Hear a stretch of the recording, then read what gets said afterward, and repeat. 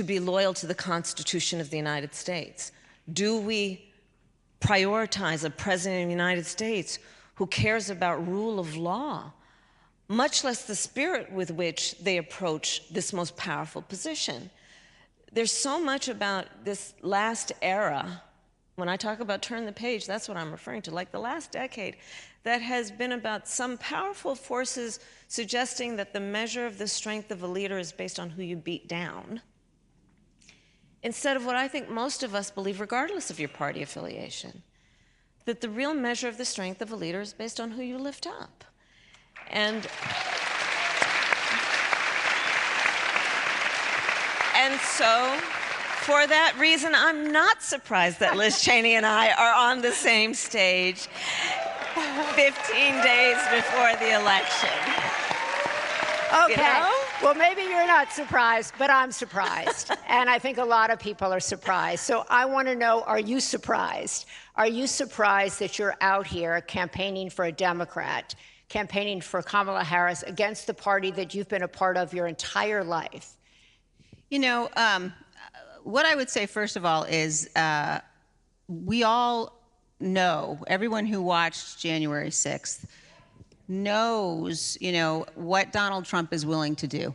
He lost the election. He tried to overturn it and seize power. And then he sat in his dining room and he watched the attack on television.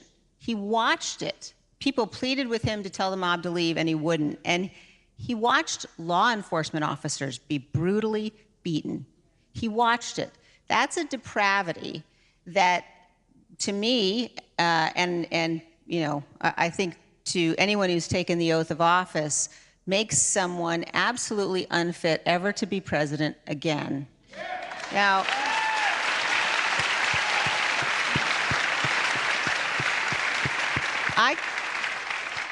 I could have just said, you know, I'm going to do everything I can to work against Donald Trump. And there are a lot of Republicans who have said that.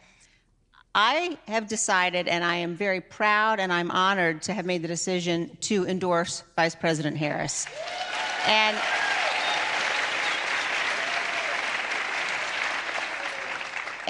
I have gotten to spend time with Vice President Harris. I have had the chance to talk with her about how important it is that we have two strong parties in our country, about the kind of president that I know she'll be. And I think all of us, it doesn't matter what party you're in, we all know this is a good and an honorable and a great nation. And we have to have leaders. You might say, I'm not going to agree on every issue, but we have to have leaders who take that seriously. We have to have leaders who are going to be sincere.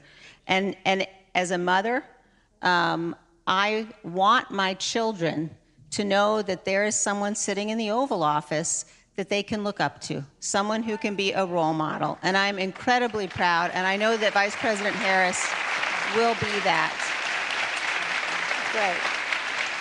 And Maria, let me just add one thing also, because it bears repeating. I have seen a lot of Republicans go up to Liz Cheney and thank her.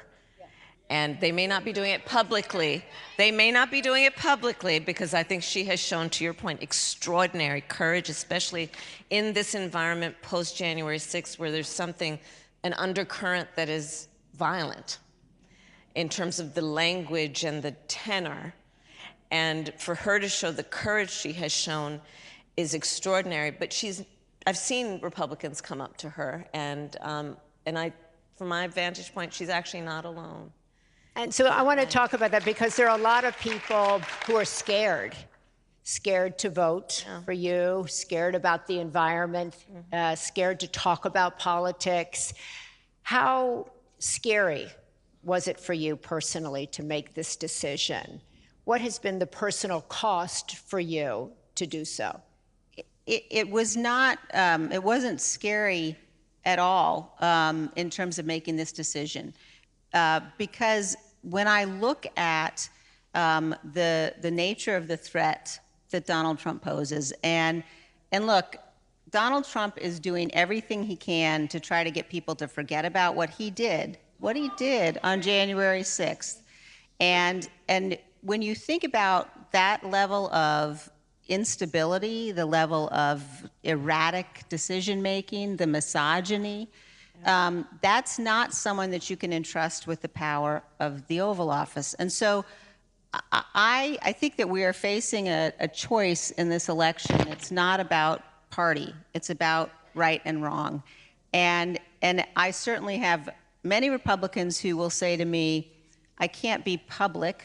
They do worry about a whole range of things, including violence, but they'll do the right thing. And I would just remind people, if you're at all concerned, you can vote your conscience and not ever have to say a word to anybody. And there will be millions of Republicans who do that on November 5th. Vote for Vice President Harris.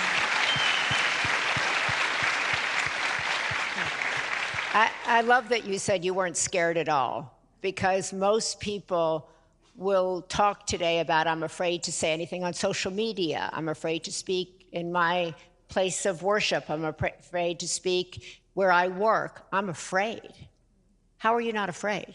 Well, I think that the point you're making is a really important one.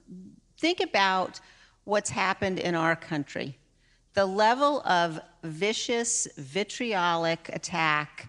You know, when Donald Trump says that his political opponents are the enemy within, and when he contemplates deploying force against them, the response that we all have should not be to be so afraid we don't act. It should be vote him out, defeat him, vote for Vice President Harris. And Maria, I'm going to add to that. Yeah. I would add to that an additional point, which is, and don't think it's a sick sense of humor and relegate it to simply being that. You know, I've said many times, I do believe Donald Trump to be an unserious man, but the consequences of him ever being in the White House again are brutally serious. And take it from the people who know him best.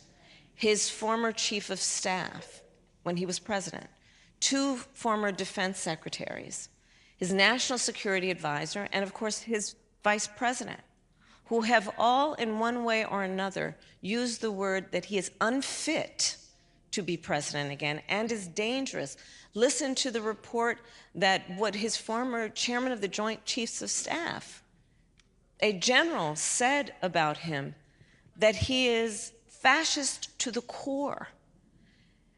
And these are people who were in his administration, who worked closely with him in the Oval Office and the Situation Room.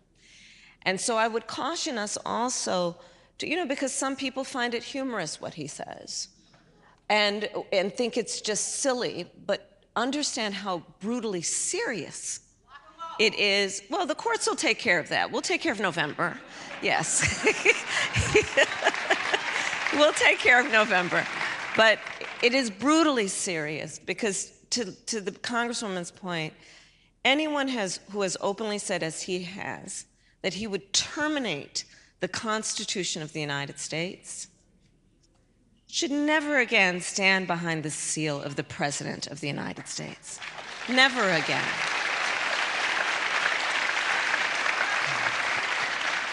So, Madam Vice President, I wanted to ask you, several people that I talked to in preparation for this, when I asked them, they said, well, I want to vote for the Vice President, but I just don't feel like I know her. I don't know enough about her. I see the ads, but I don't have a feel for her. What are 3 things you can tell this audience about you that aren't in your ads, that people aren't telling people on the robocalls, that perhaps they just wouldn't know, that might give them a feeling for who you are as a woman? How much time do we have? We're at the kitchen table. I have lived a full life. I am a wife, I am a mother, I am a sister, I am a godmother, I love to cook. I started my career as a prosecutor. In large part, there are many reasons, but one very fundamental is when I was young, one of my best friends in high school, I learned, was being molested by her stepfather. And I told her when I learned she had to come live with us. I talked to my mother about it. Of course she has to come live with us, and she did. And I decided I wanted to take on a career and a life that was about protecting the most vulnerable. I served as Attorney General of California 2 terms. I was the top law enforcement officer of the biggest state in the country. And doing that work, it included prosecuting transnational criminal organizations for the trafficking of guns, drugs, and human beings.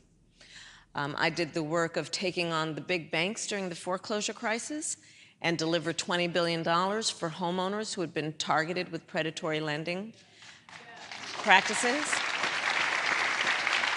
I took on the big pharmaceutical companies on behalf of consumers.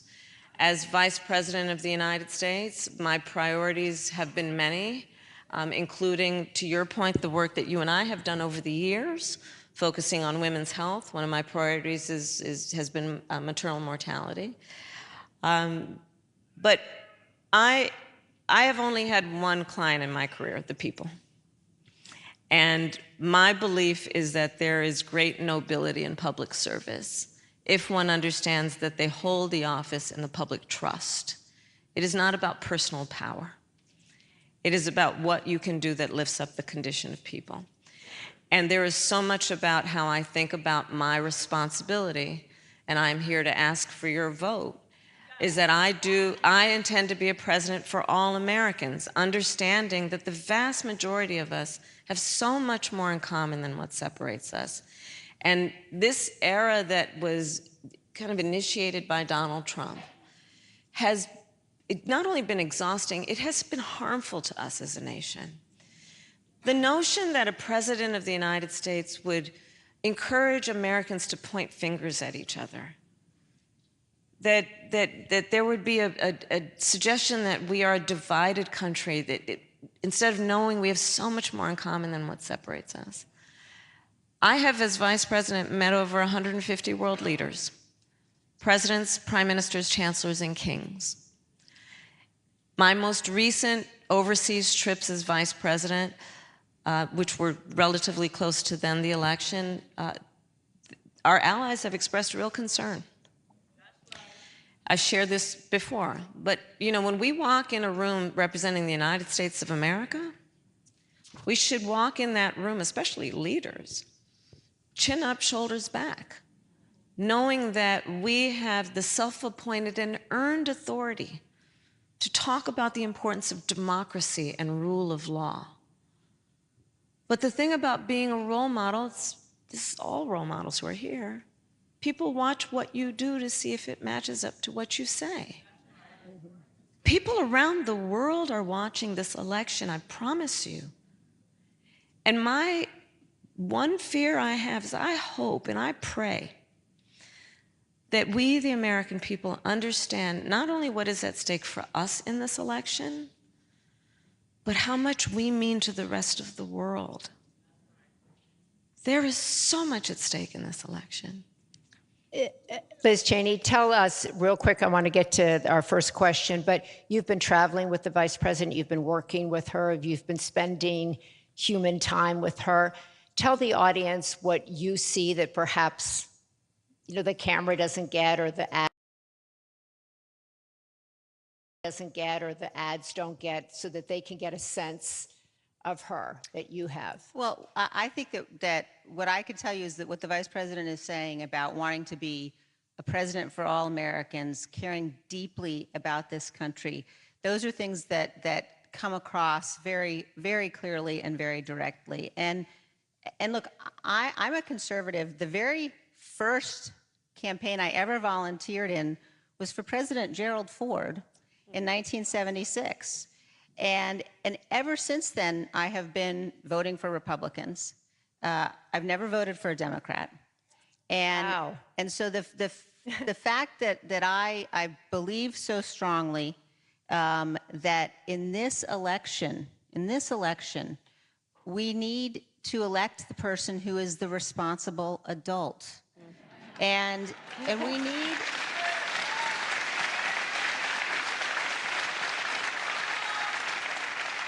And there is a lot, both parties do it. There is a lot of vilification that goes on. Yeah. And I think it's really important for people to think very carefully about the power that we're going to invest in the President of the United States and what it would mean to give that power to Donald Trump. Don't take my word for who he is. Listen to him every day. Look at what he did.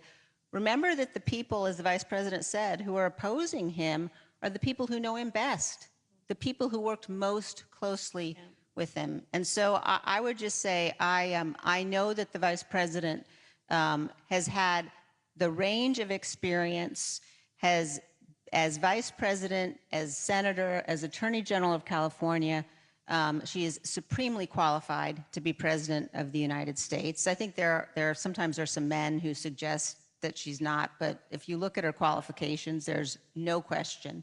And that she's somebody that I know I can count on who will put the good of this country first. There's just no question. Okay. I want to go over here to Cecilia. Cecilia Borland, can you stand up? You have a question. Cecilia grew up in Birmingham, Michigan, which was a Republican stronghold as she grew up. She now lives with her husband. They're raising 2 children in Berkeley, Michigan, and she's here with a question for the Vice President. Thank you both for coming to Michigan today for this important event. I'd like to start by saying personally, thank you, Representative Cheney, for to you and your father for exemplifying putting country over party.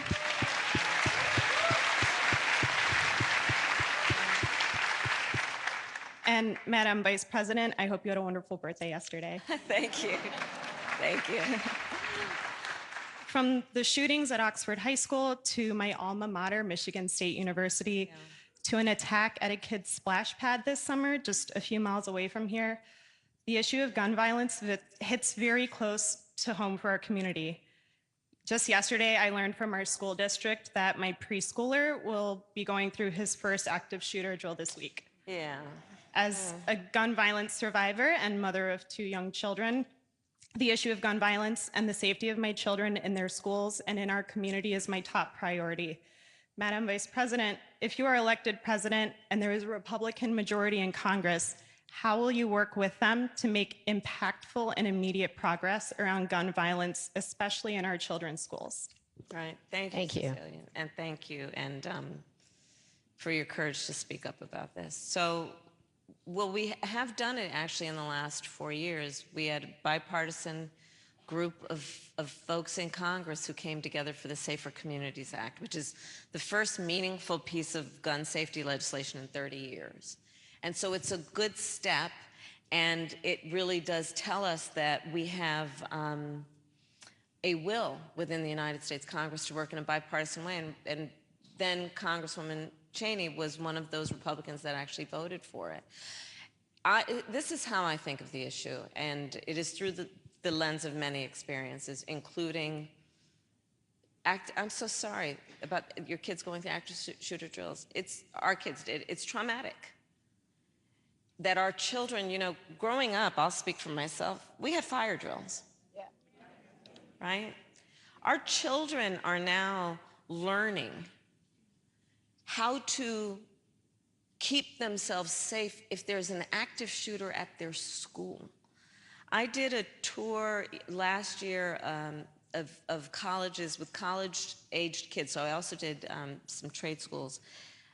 And I would ask the auditorium would be packed, college-age kids, and I'd ask them, raise your hand if at any point between kindergarten and 12th grade you had to endure an active shooter drill. Almost every hand went up. Our kids are growing up where they are learning that they may be unsafe in the classroom, where they should be absorbing the wonders of the world. One kid said to me, we were talking about this, and said to me, yeah, that's why I don't like going to 5th period. I said, why, sweetheart? Why don't you like going to 5th period? Because in that classroom, there's no closet in which to hide. So when we think of this issue, we must also consider the trauma, that is, the trauma of the direct trauma for those who have been directly affected by gun violence, including that to our kids who are in schools across our country doing this, not to mention their teachers, who want to teach and not also have to worry about, will they be able to physically protect a child from a bullet? Here's how I think about it in terms of the macro point.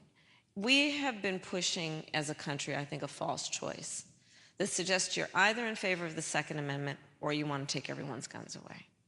And that's a false choice. I'm in favor of the Second Amendment. I have talked about the fact both Tim Walz and I are gun owners.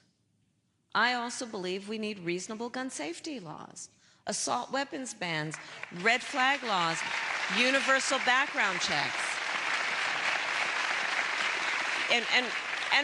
And reports say that the majority of NRA members agree on, for example, universal background checks. What is a universal background check?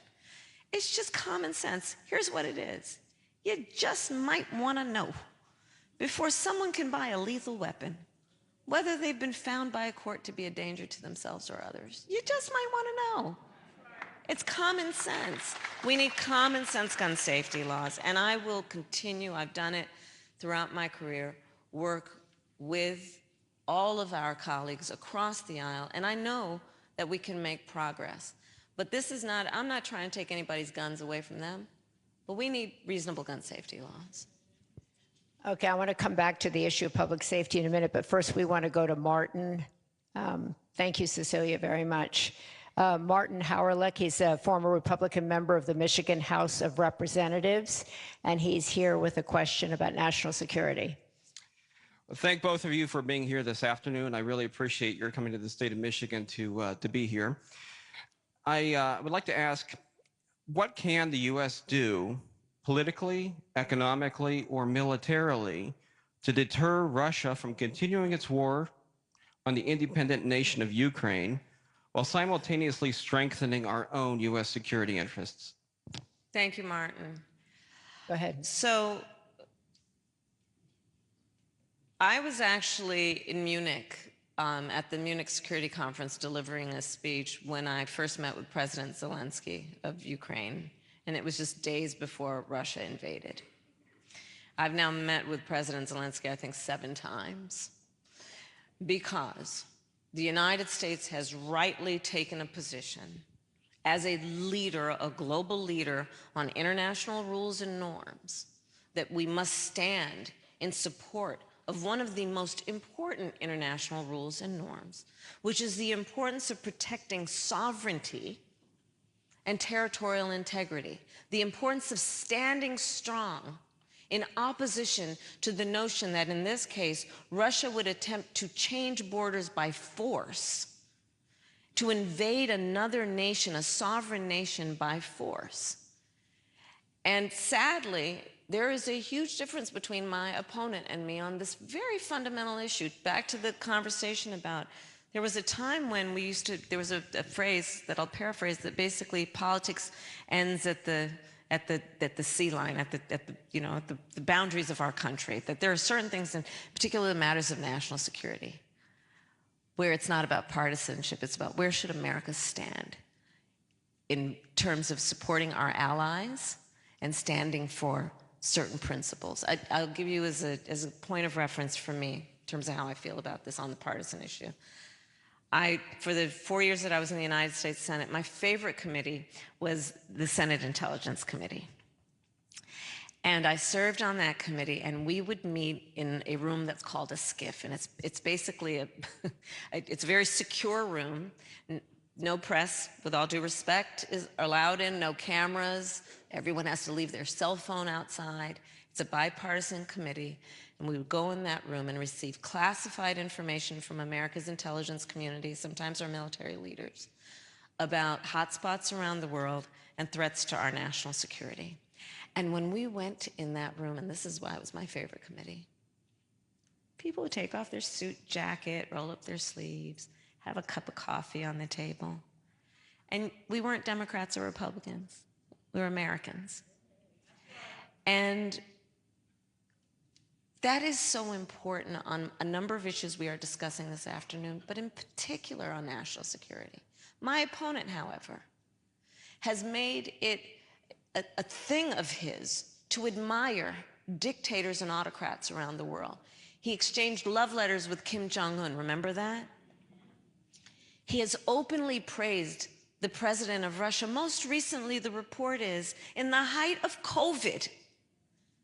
Remember, everyone was scrambling to get their hands on COVID tests?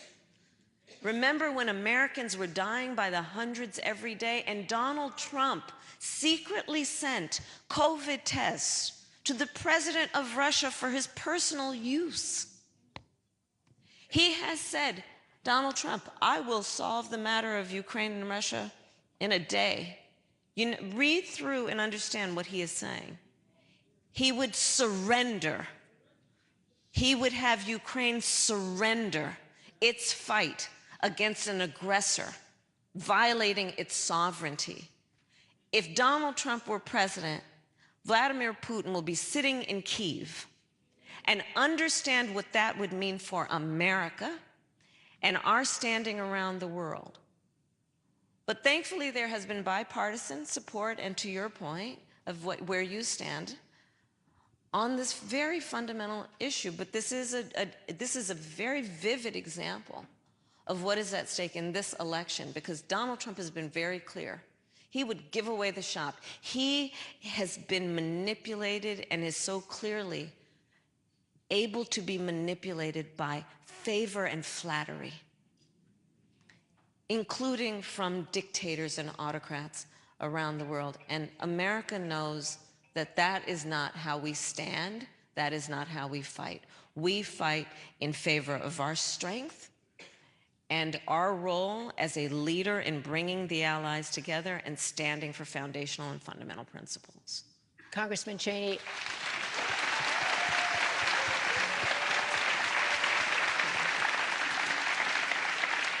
I know kind of the issue of national security is one of the big reasons you're here and supporting the vice president. Can you expand on that answer and add your thoughts to it? Yeah, you know, I think that if you look at where the Republican Party is today, there's been a really dangerous embrace of isolationism, a dangerous embrace of tyrants. The president, you know, even just today, he heaps praise on the world's most evil people while he attacks, you know, with venom his political opponents here at home. And, you know, the reality is that since the end of World War II, America has led, and we've led, and that has been necessary to defend our freedom. And we can't do it by ourselves, though. We need our allies. And when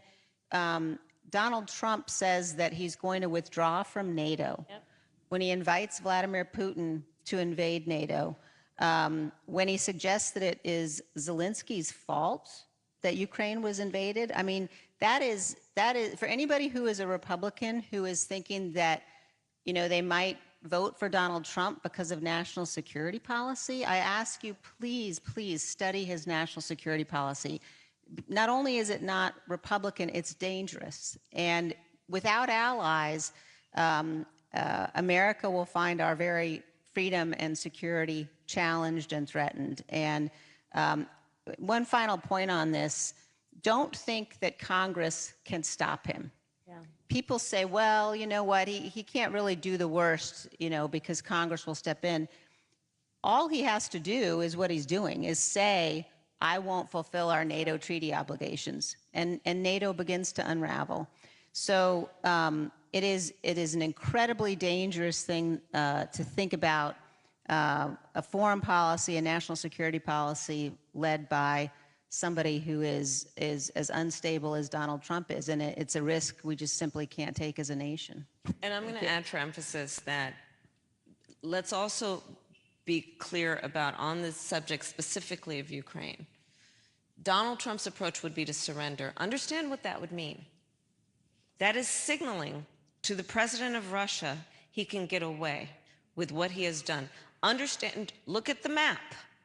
Poland would be next. NATO, our allies, are the reason that they have been so thankful for the position of strength we have taken in bringing the allies together, is because they are fully aware of, and remember, to the Congresswoman's point, World War II, remember, this concept of isolation We were once there as a nation, and then Pearl Harbor happened. Let's remember recent history. Europe remembers it well. When we got attacked, Pearl Harbor, we jumped in. And it is because America jumped in that we were ultimately able to win that war. And it should be a constant reminder to us, we have to remember history, that isolationism, which is exactly what Donald Trump is pushing, pull out of NATO, abandon our friends, isolationism is not insulation. It is not insulation. It will not insulate us from harm in terms of our national security. So I say that to emphasize a point that the Congresswoman made, and the other point I'd make is also check out where he's been on how he thinks about America's military and service members. One of the great, great American heroes of prisoner of war, John McCain. Remember how he talked about John McCain? He said he didn't like him because he got caught. You look, he's called members of our military suckers and losers. And then look at how some of the highest ranking members of our military, including what I mentioned earlier, the former chairman of the Joint Chiefs of Staff, a dedicated member, leader in America's military, how he has assessed Donald Trump, fascism to his core. So there are your talking points for the kitchen table.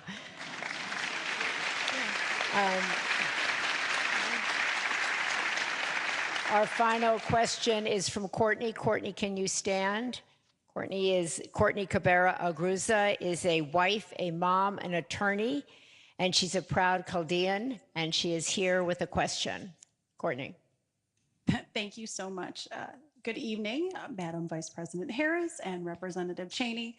My name is Courtney Cabrera Agruza, and I am a first-generation Chaldean American. Chaldeans are indigenous Iraqis who are Catholic, and we are predominantly in the Metro Detroit area.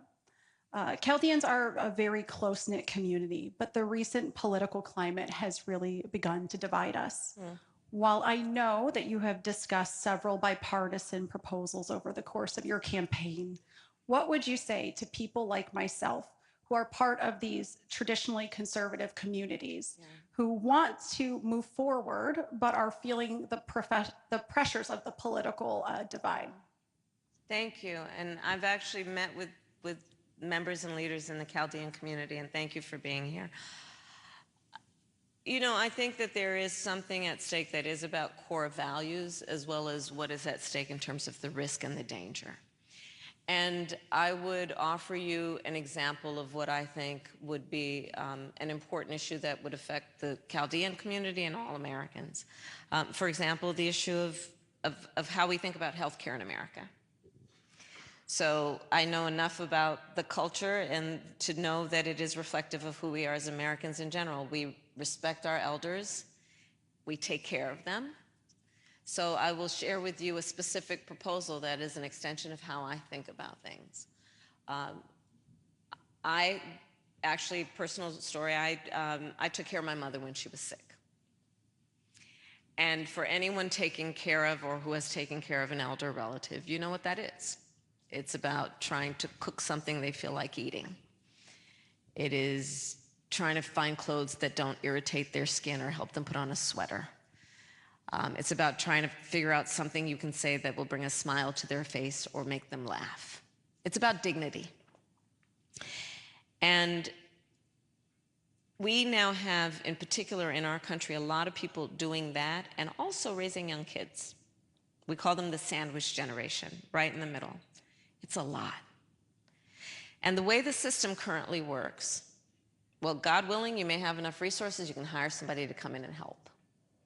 If not, you may have to spend down all of your savings to be able to qualify for Medicaid. Or you may have to quit your job to be able to do what you need to do to take care of your children and take care of your older relative. That's just not right and it's not fair. So part of my proposal and the plan is that we're going to now reconfigure so that Medicare covers home health care for our seniors. right? It's about dignity. So in addition to everything that we've discussed already about national security, what is at stake? Something like this, because I absolutely do believe America is ready for a new generation of leadership that is taking on issues clear-eyed about what is going on that affects everybody, doesn't matter their political party. Issues that are fundamentally about dignity, also about economic issues, and taking it on in a way that we relieve the American people of the burdens that get in the way of productivity and a certain quality of life. And this is one example of that. I believe we need to have an economy that I call an opportunity economy, where everyone has the opportunity to thrive, not just get by, but get ahead. And this is one example I would offer under the broader point, which is about let's move forward, taking on problems from a common sense approach that is about just practical work. Look, I am a capitalist. I am a pragmatic capitalist. I will work as I have with the private sector. I believe we have to invest in America's economy and America's industry and America's entrepreneurs. And we can at the same time take care of those that are the most in need of just a little support to be able to not just get by, but get ahead. Thank you, Courtney. Liz, I just want to, we have 2 minutes left, and when you hear the phrase, a new way forward, when you hear country over party, what does that mean to you? We're 2 weeks out.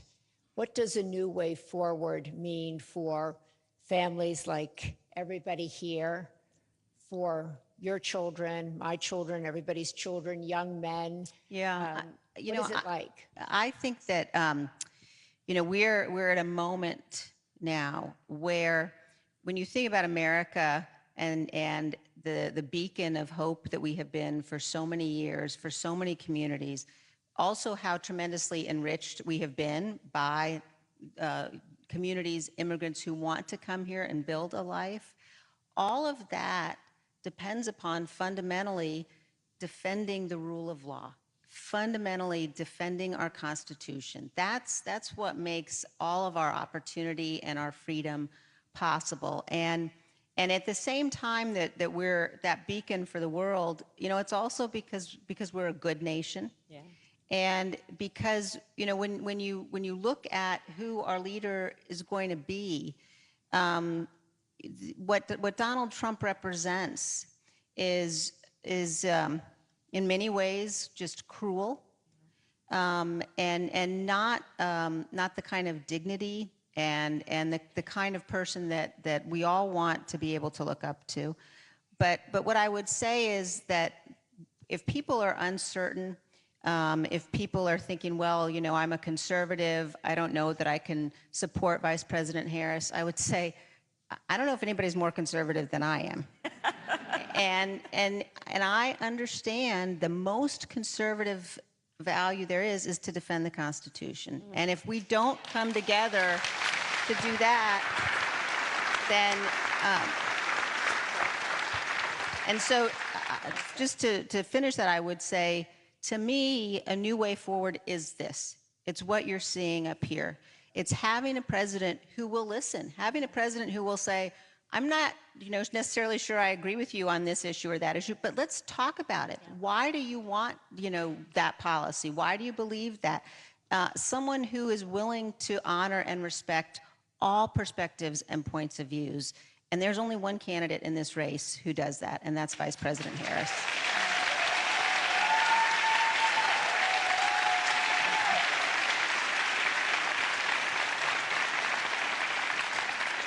In fact, a lot of polling of undecided voters who call themselves the exhausted majority said, I just want leaders who listen to one another. I just want leaders who speak respectfully to one another. I want to see decency. I want to see people I can look up to.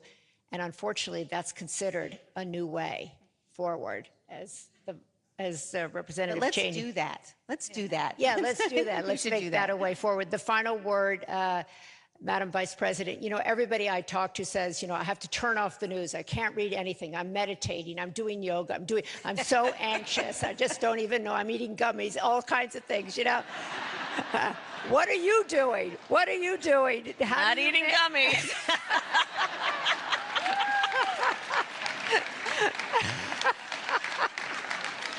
Okay, we got that clear. But how do you, how do you handle this, the anxiety, the stress, the turmoil? Everybody's freaked out. I talked to the gentleman up there. He's like, I'm so scared. A woman's like, I'm so anxious. I can't sleep. Do you sleep? You know, I wake up in the middle of the night usually these days, so to be honest with you, but I work out every morning. I think that's really important to just kind of, you know, mind, body, and spirit. But let me just say this. No, say more about that. But say more. But I will. I work out. I try to eat well. You know, I love my family, and I make sure that I talk to the kids and my husband every day. Doug and I have been kind of, traveling. We're trying to cover a lot of ground, so we're not with each other every day these days. But my family grounds me in every way. But if I can just speak to what people are feeling. We cannot despair. We cannot despair. You know, the nature of a democracy is such that I think there's a duality. On the one hand, there's an incredible strength when our democracy is intact. An incredible strength in what it does to protect the freedoms and rights of its people. Oh, there's great strength in that. And it is very fragile. It is only as strong as our willingness to fight for it. And so that's the moment we're in.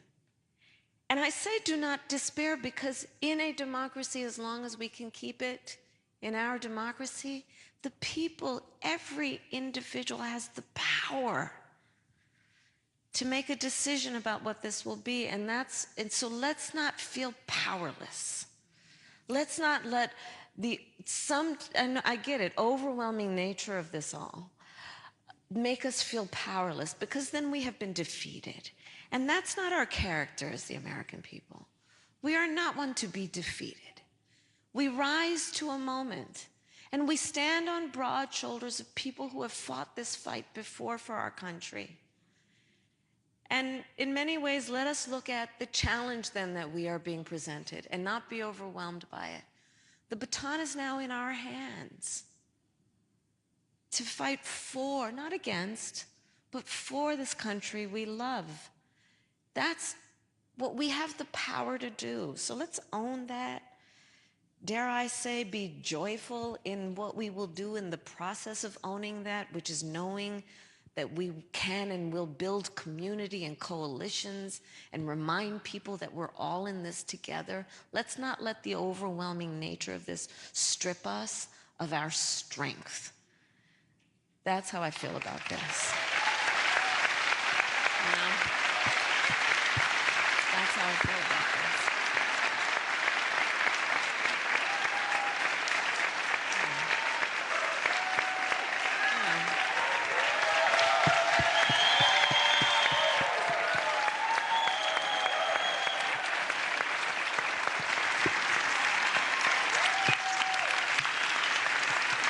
So